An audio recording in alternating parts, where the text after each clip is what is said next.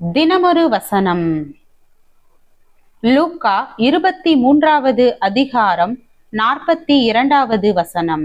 இயேசுவை நோக்கி, ஆண்டவரே, நீர் உம்முடைய ராஜ்யத்தில் வரும்போது அடியேனை நினைத்தருளும் என்றான். விளக்கம். இயேசு தன் பாவங்களை உணர்ந்து மன்றாடிய குற்றவாளிக்கு இறங்கி, இன்றைக்கு நீ என்னுடன் பரதீசில் இருப்பாய் என்றார். அப்படியானால் அவர் பரதீசிற்கு அல்லது விண்ணுலகிற்கு செல்வதை குறித்த மாறாத நிச்சயத்தை கொண்டிருந்ததை நாம் காண்கின்றோம்.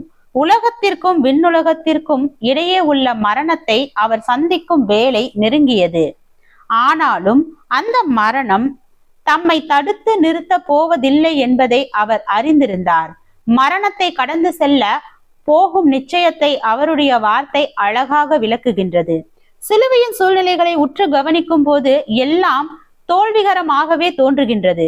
அக்கிரமக்காரர்களின் இதய விருப்பங்கள் எல்லாம் தடையின்றி நிறைவேறுகின்றது.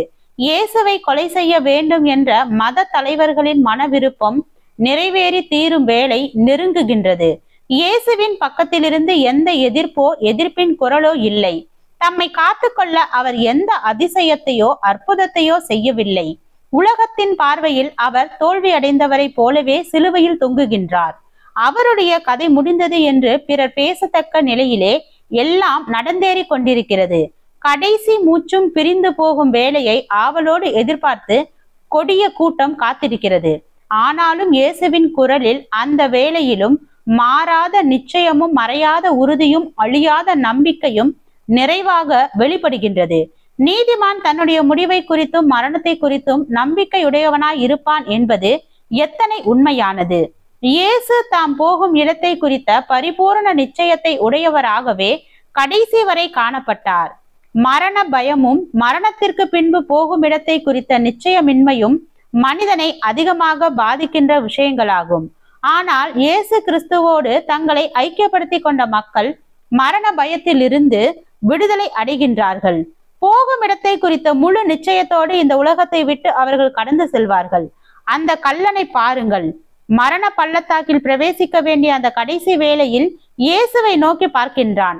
மரணத்தையும் கடந்து சென்று பரதீசின் சந்தோஷத்திற்குள் பிரவேசிக்கும் நம்பிக்கையை பெறுகின்றான். மரணம் அவனை அதற்கு மேல் பயப்படுத்த இயலாமல் பலவீனமாகி விடுகின்றது. எத்தனை மகிமையான பாக்கியம் அது! ஜெபம். தேவனுக்கு ஸ்தோத்திரம். தேவனே, நாங்கள் எங்களுடைய வாழ்க்கையில் தேவ ஐக்கியத்தில் நிலைத்து இருப்பவராகவும் சரியான வழியில் நடப்பவர்களாகவும் வேதத்தை பின்பற்றுபவர்களாகவும் வாழ கிருபை பாராட்டும். ஆமென்.